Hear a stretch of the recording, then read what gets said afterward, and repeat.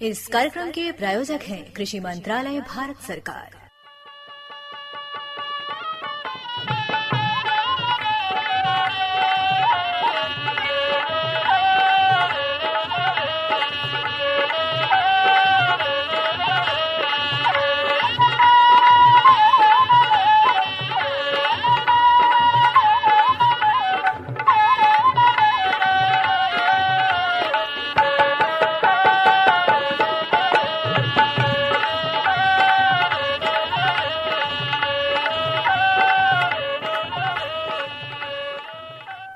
भैया बोला जय जवान जय किसान। गौरी भोजी एक बार फिर हम लोग अपने किसान वाणी कार्यक्रम में जुट गए ली जा और अपने किसान वाणी कार्यक्रम के तहे मंशा बा कि अपने इलाके के खेती बाड़ी दिन दूना रात चौगुना बढ़े। हाँ। साथ ही साथ किसान भाई लोगन के आमदनी आय जो उनकर बा वो भी बढ़े और एक खातिर अपने प्रयास से, अपने आसपास के लोगन के प्रयास से, सरकार के प्रयास से जितना भी बेहतर से बेहतर हो सके वो काम करे के प्रयास कल जा रहा बा। बिल्कुल आप सही कहला। हाँ मुन्ना भैया, कहें कि देखें कितना मेहनत करके हम लोग फसल उगावल जाला या फिर साग सब्जी उगावल जाला, और कभी कभी देखेला आपकी फली छेदक कीट है या सफ़ेद मक्खी या कोनो भी तरह का कीट पतंगा अपने फसल के या साग सब्जी के नुकसान पहुंचा देना। तब होला कि अब हम लोग कुछ और रास्ता कैसे निकालल जाए। तो अन्य रास्ता जैसे हम लोग के जो सरकार के माध्यम से योजना से हम लोग जो लाभ लेहल जाला, वही में एक और योजना है कि प्रधानमंत्री मत्स्य संपदा योजना। तो ये माध्यम से भी हम लोग जो है अपन थोड़ा अपन जानकारी बढ़ा करके मछली पालन करके और कैसे कैसे हम लोग मछली पालन कल जाए, कैसे हम लोग के बाज़ार पहुँचावल जाए, बाज़ार भाव बढ़िया रहे, कैसे देखभाल रख रखाव कल जाए। तो एक अगर हम लोग जानकारी रखल जाए तो हम लोग का एक अतिरिक्त साधन हमेशा बनल रहे। बिल्कुल सही कह लें आप। और यही सब मंशा के लेकर के देखें अपने इलाके के बहुत से युवा जो भी लोग हुआ वो लोग अब मत्स्य पालन से जुड़त हुआ। ऐसे ही एक युवा हुआ विशाल कुमार सिंह, पढ़ाई लिखाई के बाद गौरी भोजी आइले और आज एक सफल मत्स्य पालक हुआ। आपसे एक बातचीत भैल है, आज हम लोग अपने कार्यक्रम के माध्यम से जानल जाई। और एक अलावा मनसाइन भी हुई, बाजार भाव भी हुई और GST 2 जो लागू भैल है। हाँ। किसान भाई लोगन के कृषि यंत्र पर कौन कौन लाभ मिली एक के बारे में भी शिव प्रकाश सिंह बंजरिया वाले कुछ बातचीत बताई हैं। लेकिन सबसे पहले हम लोग सफलता की कहानी क्रम में मत्स्य पालक युवाओं के लिए अच्छा स्वरोजगार विशाल कुमार सिंह से जो बातचीत हो रहा बा सुन लिया जाए।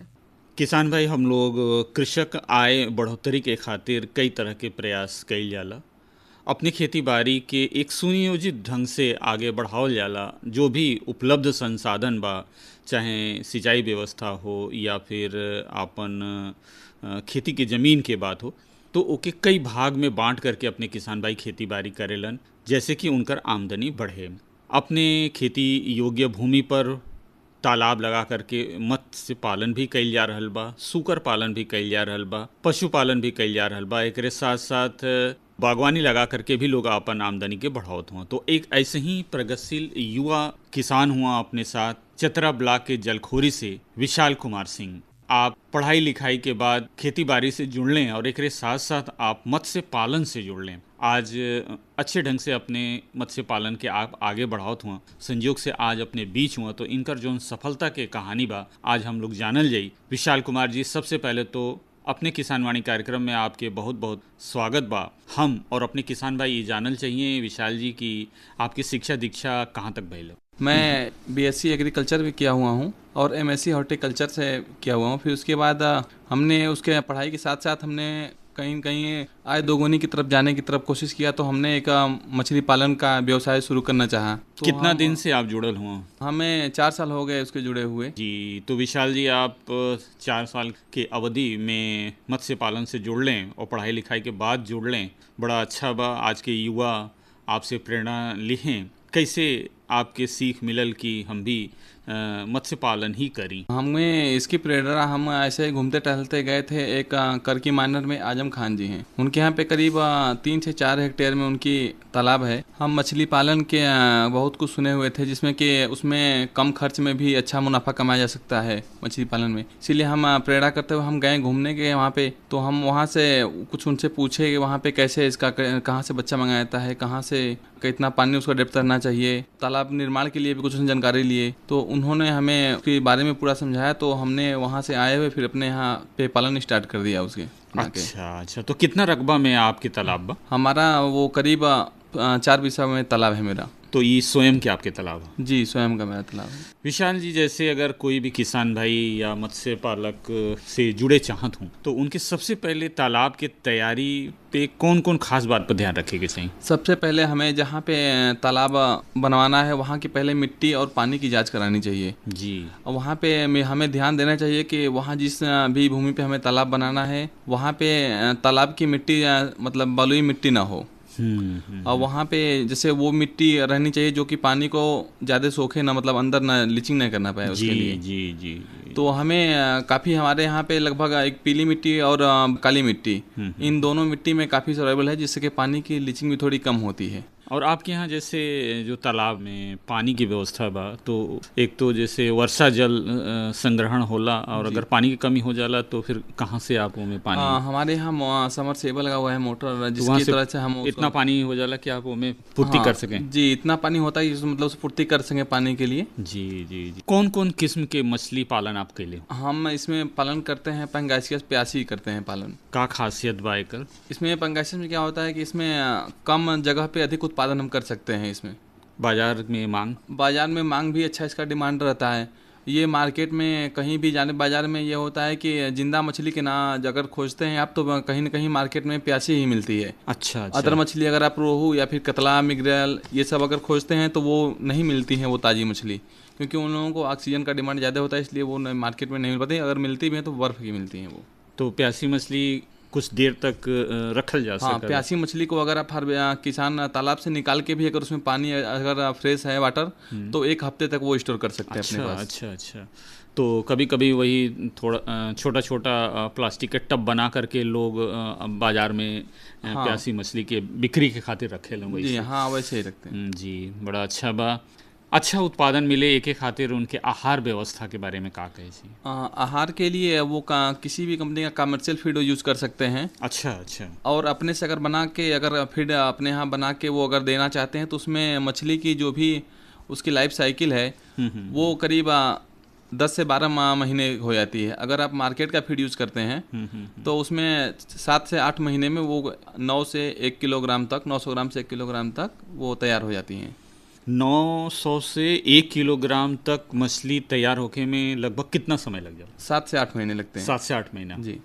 अच्छा, अब हम लोग अभी थोड़ा ए पर और जानल चाहब और अपने सुने वाले किसान भाई भी जानल चाहिए कि जैसे मान लें कि 7 से 8 महीना में मछली अगर पालन करे के बाद, तो जैसे मान लें कि आप शुरुआती दौर में अगर आप कर लें और मत्स्य बीज आप डल लें, ओकर कुछ हिसाब बा? हाँ, उसमें ये होता है कि जैसे आप कहीं से भी बीज ला रहे हैं तो बीज की क्वालिटी बेहतर होनी चाहिए। अच्छा। और आप जब बीज का चुनाव जैसे करते हैं तो उसमें जैसे चंचलता ज़्यादा होता है जिसमें उसके बच्चे में उसकी ग्रोथ बेहतर होती है। जी। और कभी भी आप अगर बीज का चुनाव कर रहे हैं तो कोशिश करें कि लगभग 200 लाइन का मतलब 1 किलो में 200 बच्चा चढ़े, उतने का साइज का लेना चाहिए हमेशा। अच्छा। क्योंकि छोटे बच्चे लेने पे क्या होता है कि वो नुकसान काफ़ी हो जाते हैं। वो किसान उसमें पानी के पैरामीटर से पीएच लेवल मेंटेन नहीं कर पाते हैं, उसकी वजह से बच्चे मर जाते हैं। बाजार में कई साइज के मत्स्य बीज उपलब्ध रहेला? जी, बाजार में करीब 500 line, 400 line, 300 line, 200 line, 100 line, जितना भी आप उस समय अवेलेबल आपके हो सके। अच्छा। आप कोशिश करें जब भी आप बच्चा ले रहे हैं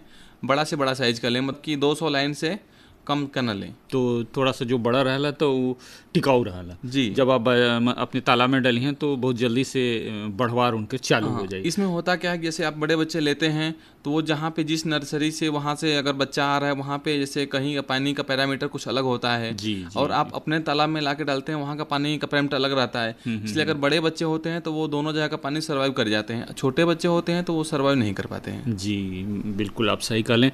तो किसान भाई देखें, आज अपने साथ हुआ चतरा ब्लॉक के जलखोरी से विशाल कुमार सिंह, और आप मत्स्य पालन से जुड़ल हुआ और बहुत अच्छा जानकारी रखेलन। और आपके ये कहानगी बा कि अगर आप शुरुआत करत हुआ मत्स्य बीज के चुनाव में आप सावधानी बरतें और कोशिश करें कि थोड़ा बड़ा से बड़ा ही मत्स्य बीज के आप चुनाव करें। विशाल जी पूरा 7 से 8 महीना के दौरान मछली में कोई रोग या परेशानी भी आवेला? जी, परेशानी आता है। उसमें क्या होता है कि हमें मछली जो होती है वो पानी के में ही रहने वाली होती है, बाहर नहीं होती। उसमें क्या होता है कि हमेशा पानी का पैरामीटर हमें लगभग हर 15 दिन पे चेक करना चाहिए होता है। अच्छा। क्योंकि पानी का क्या होता है, अगर पीएच लेवल बढ़ भी जाता है या घट भी जाता है तो उसमें मछली अच्छी स्ट्रेस में रहती है, वो सही से भोजन भी नहीं उठा पाती है। इसीलिए पानी का हमेशा जांच करना रहना चाहिए। अच्छा, तो पानी की जांच करे पर अगर कोई उतार चढ़ाव हो रहल बा तो का कोई उपाय कइल जा सकल? जी, अगर पानी में मुख्य 3 चीज जांच हमेशा करनी चाहिए। एक होता है जो कि पीएच लेवल का जांच करनी चाहिए, और अमोनिया होता है। ठीक। फिर से एक नाइट्रेट होता है। जैसे अमोनिया हो गया, तो अमोनिया पानी का जब भी जांच करते हैं वो लगभग 1 ppm से या 2 ppm तक रहना चाहिए। अगर वो ऊपर जाता है तो वो मार्केट में कई प्रकार की दवा अवेलेबल हैं, जिसकी अगर आप उसके दवा के थ्रू कंट्रोल करना चाहते हैं तो 20 से 25 किलो पर एकड़ आप डाल सकते हैं, जियोलाइट का प्रयोग कर सकते हैं। अच्छा, ये कोई दवा है? जी। अच्छा अच्छा। पीएच लेवल जैसे होता है, अगर पीएच लेवल आपके तालाब का कम है, 6 या 7 से कम है पीएच लेवल, तो उसमें आप चूना का प्रयोग कर सकते हैं, जो कि चूना लगभग 2 किलो पर बिस्वा के हिसाब से आप प्रयोग कर सकते हैं। 5 फीट पानी रहना चाहिए तालाब में। चूना के प्रयोग के और लोग भी सलाह देलन कि तालाब के तैयारी के समय में भी चूना डालल जाला, उससे कुछ फायदा होला का? जी, उसमें क्या होता है कि वो कुछ उसमें कैल्शियम का मात्रा भी मिल जाता है, जिससे मछली को काफ़ी बढ़वार थोड़ी होती है। अच्छा अच्छा अच्छा। तो ये तो भाई रोग और परेशानी। विशाल जी, जब मत्स्य बीज डाल दिहल गईल, उनके आहार व्यवस्था भी हो गईल और इतना रोग और परेशानी से बचा करके आप ले अइले, तो जाहिर से बात बा कि उनकर बाजार व्यवस्था अगर बढ़िया मिल जाए तो अच्छा उत्पादन के साथ साथ बाजार व्यवस्था भी ज़रूरी होला। का कहे चाहिए बाजार व्यवस्था के बारे में? आप जितना भी मछली निकलेला आपके, तो ओके आप कैसे बाजार में भेजेलन? होता क्या मेरे यहाँ जो भी प्रोडक्शन होता है मछली का, वो सीधे व्यापारी मेरे यहाँ आके तालाब से अपने उठा के ले जाते हैं वे लोग मार्केट में। अच्छा अच्छा। तो आपके मतलब बाजार में जाए के नहीं पड़ला? नहीं, मार्केट में हमें नहीं जाना पड़ता है। वो जितने भी उसके होते हैं व्यापारी, वो स्वयं आके गांव-गांव वो पता लगाते रहते हैं, जिसके पास मछली तालाब होते हैं वो पूछते हैं कि नहीं हम आपके यहाँ तालाब कब तैयार हो जाएगी मछली। तो आप उन्हें एक अनुमानन डेट बता सकते हैं, 10 दिन 15 दिन आगे पीछे, कि नहीं इतने में तैयार रहती है। वो आपके यहाँ पे खुद ही आके वो अपना ले आते हैं, आपको कुछ भी सुन करना नहीं होता है। अच्छा, पूरा मछली पूरा मछली ले आते हैं वो। ओह, बढ़िया है तब तो। अब थोड़ा सा कर हिसाब किताब आप बता दें, कहीं कि आप पढ़ल लिखल भी हुआ और मछली पालन से 4-5 साल जुड़ल हो भी गए, आपके बाजार के भी बारे में अच्छा आपकी जानकारी बा। का हिसाब किताब बा? फायदेमंद खेती बा? जी, इसमें क्या होता है, इसमें 75 से 80 रुपए पर किलो खर्च आता है मछली तैयार करने में। अच्छा अच्छा, 75 से 80 रुपया पर केजी खर्च। 1 किलो अगर मछली तैयार हुई है तो इतना पैसा लगी आप? जी जी। पूरा 7-8 महीना में? 7-8 महीने में लगता है। अच्छा। उसमें हमें मुख्य बात मछली पालन में ध्यान ये देना चाहिए कि जैसे ही हम किसी नर्सरी में बच्चा डालते हैं लाके, उस नर्सरी में करीब ऊपर से जो वो नेट लगा होना चाहिए, जाके चिड़िया का बचाव करे, चिड़िया वहाँ पे पकड़ ना सके। फिर जो भी नर्सरी आप रखें उसमें साइड में जाल लगा के हमेशा रखें, ताकि कोई भी सांप उसमें सर्प हिल ना सके तालाब में। नहीं, उसके जाने से क्या होता है कि तालाब में करीब 10% बच्चों का वो शिकार कर जाते हैं। मछली जैसे ही करीब 100 से 150 ग्राम की होती है, तभी आप किसी तालाब में डालें जिसमें जाल लगाने की आवश्यकता नहीं पड़ती है। आप एक युवा हुआ, पढ़ाई लिखाई भी कर लें, BSc और MSc भी कैलें आप, बड़ा अच्छा आपके पास अनुभव भी बा। आज के युवा साथी लोगन के आप का संदेश देवे चाहिए कि का रोजी रोजगार के खातिर मत्स्य पालन के अपनावल जा सकेला? जी, बिल्कुल अपनाया जा सकता है। अगर वो जितने भी युवा हैं, अगर वो सर्विस से नहीं कर पा रहे हैं, अगर उनके है मन में कि नहीं हम कोई सा भी व्यापार कर सकते हैं, अगर उनके पास भूमि है खाली पड़ी, तो वो वहाँ पे अपना एक तालाब बना लें जी, तो उसमें मछली पालन भी स्टार्ट कर लें। उसमें क्या होता है, करीब 25 से 30% की मुनाफा हर कल्चर में मिलता है उनका, तो वो उसमें पालन कर सकते हैं। और उसमें क्या होता है, उसके पानी से अगर आप सिंचाई भी कहीं कर रहे हैं तो कहीं ना कहीं ऑर्गेनिक खेती की तरफ आप बढ़ रहे हैं। ऑर्गेनिक खेती करने, उसमें जो भी आप उर्वरक का छिड़काव करेंगे उस पानी की जिसमें सिंचाई कर रहे हैं, तो उसमें खाद की मात्रा कम डाला जा सकता है। विशाल जी, एक चीज़ और कि जैसे आपके तालाब 3 से 4 बिस्वा के बा जी, तालाब के आकार के हिसाब से ओमे मत्स्य बीज डाले के पड़ेला, ओकर कुछ अनुपात होला? जी, अगर आप प्यासी का पालन करते हैं तो करीब 700 बच्चा पर बिस्वा के हिसाब से आप डाल सकते हैं। जी जी। अगर यहीं आप आईएमसी की तरफ जाते हैं, रोहू, कतला, नैन, मिगरेल के सब, तो उसमें आप करीब पर एकड़ 5000 बच्चा आप डाल सकते हैं। अगर अधिक बच्चे आप उसमें डालते हैं तो कहीं ना कहीं ग्रोथ कम होता है उसका। जो आपके ई प्यासी मछली बा बाजार में कितना वजन तक के मांग अच्छा रहा? मार्केट में प्यासी का करीब वहीं 800 ग्राम से लेके 1 किलो 100 ग्राम जी। इसका मार्केटिंग वैल्यू बढ़िया रहती है। जी। तो किसान भाई देखें, आज अपने साथ रहना चतरा ब्लॉक के जलखोरी से विशाल कुमार सिंह। आप प्रगतिशील एक युवा मत्स्य पालक हुआ और आप पढ़ाई लिखाई के बाद मत्स्य पालन से जुड़ लें और एक सफल मत्स्य पालक हुआ। और आपकी ये कहानी रहल कि हम अपने आय के बढ़ावे के खातिर अगर अपने पास कुछ जगह ज़मीन बा, सिंचाई के व्यवस्था बा, पानी के व्यवस्था बा, तो हम मत्स्य पालन से जुड़ सकीला। एक चीज़ और विशाल जी छूट गई कि का कुछ सरकारी अनुदान के भी व्यवस्था बा मत्स्य पालन में? जी, प्रधानमंत्री मत्स्य संपदा योजना के तहत उसमें ये होता है कि जैसे किसी भी स्कीम आती है, जैसे बायोफ्लॉक की होगी, बायोफ्लॉक की वो जो प्रोजेक्ट होता है उसका 14 लाख का प्रोजेक्ट होता है। उसमें अगर महिला के नाम से अगर आप ले रहे हैं तो उसमें करीब 60% की अनुदान मिलता है उसमें जी। अगर आप जेंट्स के नाम से लेते हैं तो उसमें 40%। अगर आप ST SC के कास्ट में आते हैं कैटेगरी में तो उसमें दोनों में चाहे फीमेल हो या मेल, उसमें करीब 60% का अनुदान दोनों में मिलता है। अच्छा, तो आप कोई योजना से जुड़ लें? जी, हम RAS मेरे यहाँ पे हम लिए हुए हैं। RAS टैंक की योजना है, उसमें हमें अनुदान करीब 4.5 लाख रुपए मिला हुआ था और वो पूरा प्रोजेक्ट 7.5 लाख रुपए का था। जी जी। तो मत्स्य पालक भाई, किसान भाई, आज के बातचीत से आप जरूर से जरूर जो बाकी मत्स्य पालन से जुड़े के मन बने हैं। और विशाल कुमार सिंह जी, आज आप अपने स्टूडियो में आइलें और इतना बढ़िया जानकारी देलें, एक खातिर आपके बहुत बहुत धन्यवाद। जी सर, धन्यवाद।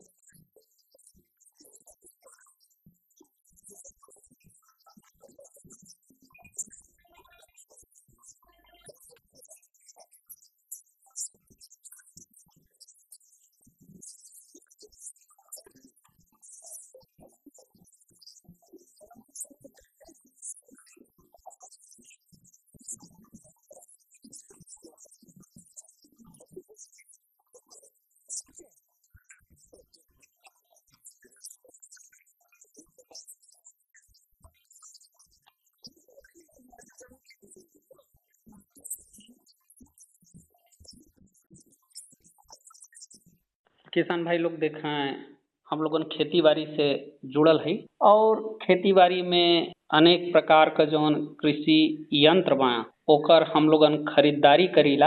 आपन सरकार GST 2 में ऊपर जौन GST का दर बा किसान भाई लोगन बदे जौन कृषि यंत्र बा ओके कम कर देले बा।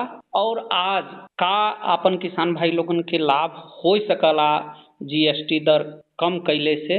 तो आज हमार संपर्क हो गल बा एक प्रगतिशील किसान चतरा ब्लॉक के बंजरिया गांव का शिव प्रकाश सिंह भैया से।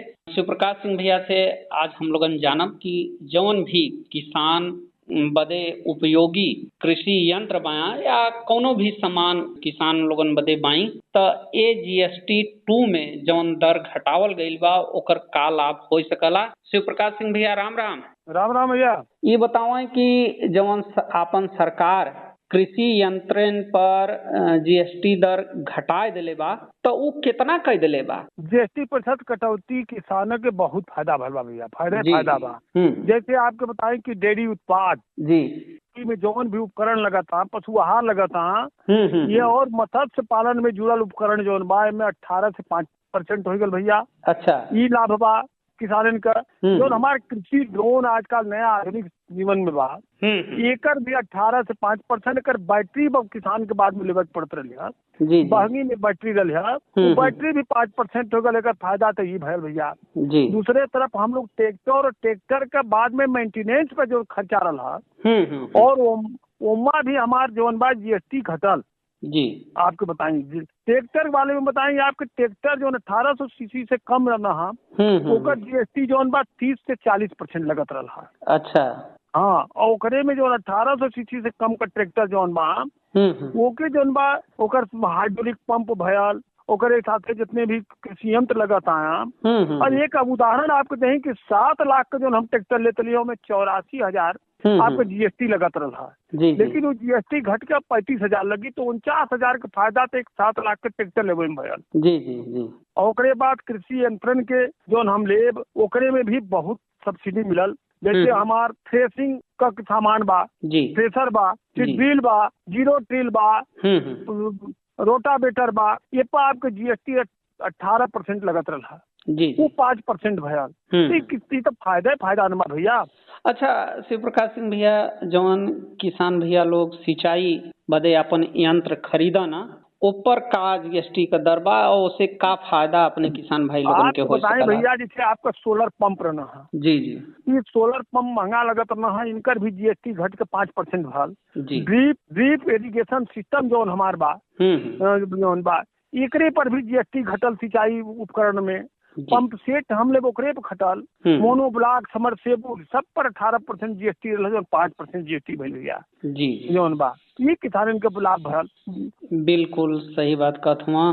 कृषि यंत्रन का मूल्य घटी तो निश्चित बा के अपने किसान भाई लोगन के ओसे फायदा हुई।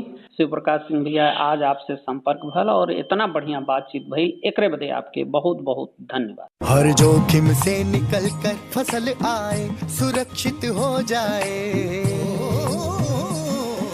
फसल बीमा से हर किसान अब आत्मनिर्भर हो जाए। संकट के समय प्रधानमंत्री फसल बीमा योजना किसानों के लिए वरदान है। अब सूखा पड़े या बाढ़ आ जाए कोई डर नहीं, अब ओले पड़े या कीट पतंगे फसल खा जाए कोई फिक्र नहीं, क्योंकि हमने लिया है प्रधानमंत्री फसल बीमा। बुआई से फसल कटाई तक हर जोखिम का दावा, न्यूनतम प्रीमियम पर अधिकतम भुगतान का वादा। योजना से हर साल जुड़ रहे हैं 5 करोड़ से ज्यादा किसान। अब आपकी है बारी। नजदीकी कृषि कार्यालय, सहकारी समिति, बैंक शाखा, अधिकृत बीमा कंपनी या जन सेवा केंद्र में स्वेच्छा से करा सकते हैं पंजीकरण। फसल बीमा पोर्टल या फसल बीमा ऐप द्वारा भी कराया जा सकता है पंजीकरण। प्रधानमंत्री फसल बीमा योजना, आपकी फसलों का संपूर्ण सुरक्षा कवच। कृषि एवं किसान कल्याण मंत्रालय, भारत सरकार। तो किसान भाई देखें संदेश रहला, और उससे पहले जीएसटी 2.0 यानी जोन भी जीएसटी में इधर भी सुधार भइल है, जीएसटी 2 के माध्यम से, तो उमें किसान भाई लोगन के कौन कौन सुख सुविधा मिली, कौन कौन फायदा हुई, खास करके कृषि यंत्र के खरीद पर जो लाभ मिल रहा बा, के बारे में चतरा ब्लॉक के बंजरिया के प्रगतिशील किसान शिव प्रकाश सिंह चर्चा करत रहना, और उम्मीद बाकी किसान भाई के आगे आने वाले समय में और ज़्यादा जानकारी मिली और फायदा भी उठाइए। तो अब हमके लगा था कि बाजार भाव कहीं के आपके हाथ में लग गया, तो आप बाजार भाव पढ़ दें, फिर के बाद मनमनसाइन हुई राम बिरंजर भारती और उनके साथी लोगों के गावल विकास गीत से। हाँ, तो हमारे हाथ में बाजार भाव लगल है आज राबर्ट्सगंज सब्जी मंडी कुंतल में है, बाबूलाल मौर्य भैया के भेजल बाती हम बतावत है। आलू लाल है 1700 से 1800 रुपया कुंतल, आलू सफेद है 1600 से 1700 रुपया कुंतल, प्याज है 1000 से 1200 रुपया, टमाटर है 3000 से 3200 रुपया, ये सब कुंतल में है। और नेनुआ है 1000 से 1200, कोहड़ा है 1500 से 1800, कुदरू है 1800 से 2000 रुपया, लंबा बैगन 1200 से 1300 रुपया, गोल बैगन 2500 से 2800 रुपया, परवल है 8000 से 9000 रुपया कुंटल। हाँ, और लौकी है 1200 से 1400 रुपया, करेला है 1500 से 1600 रुपया, भिंडी है 1400 से 1500 रुपया, बोड़ा है 1500 से 1600 रुपया, ये सब कुंतल में है। एक साथ साथ फूल गोभी है 2500 से 3000 रुपया सैकड़ा, पत्ता गोभी है 1800 से 2000 रुपया सैकड़ा, नींबू है 150 से 200 रुपया। रावतगंज मंडी के थोक बाजार भाव बाबूलाल जी के दिहल जाए धन्यवाद एक मनमनसाइन के साथ। तो राम बिरंजन भारती और साथी लोगों के गावल एक विकास गीत सुनल जाए।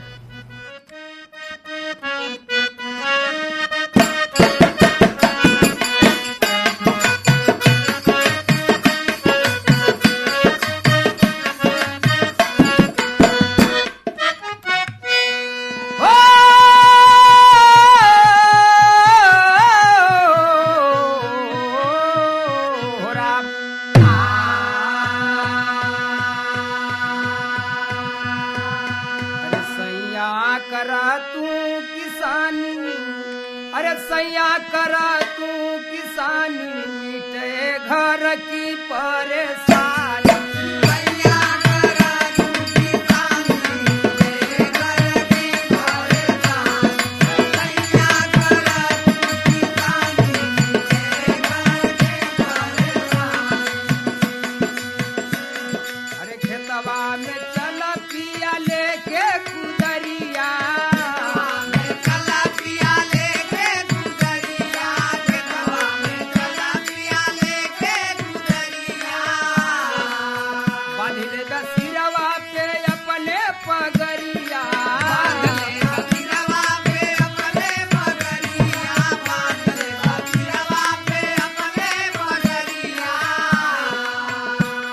मेहनत कयल जाई दोनों प्राणी कटे घर के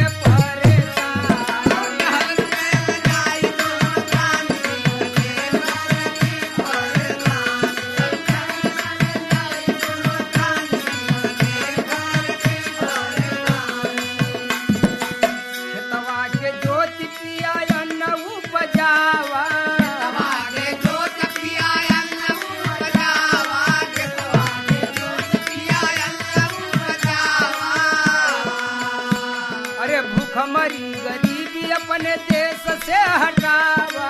भूखमरी गरीबी अपने देश से हटावा। भूखमरी गरीबी अपने देश से हटावा।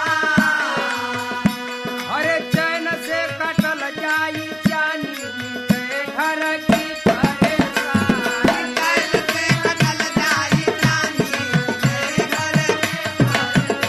और चैन से कटल जाई जानी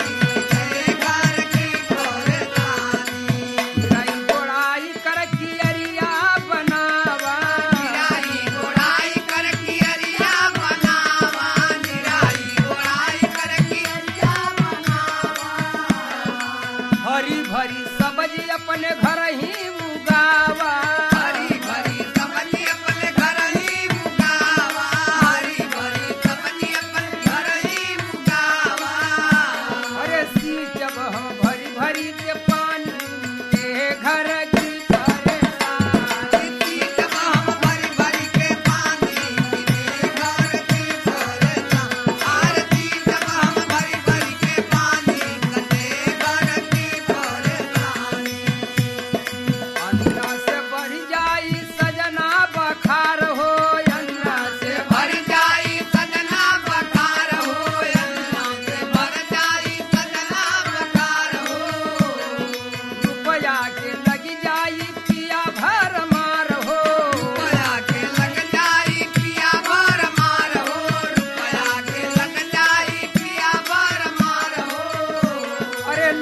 पड़ी है बैठ के दलानी के घर की परेशानी। तो किसान भाई देखें आप रहना राम विरंजन भारती और उनके साथी लोग विकास गीत के माध्यम से मन मनसाइन कराओ तो ना। और गौरी जी देखें आज के किसान वाणी कार्यक्रम में हम लोग सफलता के क्रम में जानल गए मछली पालन के बारे में, फिर GST 2 में किसान भाई लोगन के का कृषि यंत्र पर लाभ मिल रहा बा के बारे में जानकारी भइल। कुल मिला के ये कहे के बा कि किसान भाई देखें आपन खेती बाड़ी से तो आप जुड़ले हुआ, लेकिन एक साथ साथ कौन कौन सरकार के तरफ से योजना चल रहा बा हाँ। एक बारे में भी जागरूक होकर जरूरी बा और समय से पे आप लाभ उठा सकें, लाभ ले सकें। हाँ। कहे नहीं अगर जब आप ओके लाभ उठाइए तो जितना भी यंत्र बा, बीज बा, खाद बा, अगर उकर लागत कम आपके मिली तो आपके आमदनी, आपके आय में बढ़ोतरी हुई, लेकिन जागरूकता हुई तभी आप ओके लाभ उठा सकें। बिल्कुल बिल्कुल। अब एक साथ आज का बैठकी अब समेटल जा। अब कल फिर अपने किसान वाणी कार्यक्रम में अपने किसान भाई लोगों से मुलाकात कल जाए तो चल जाए। तो भैया बोला जय जवान जय किसान।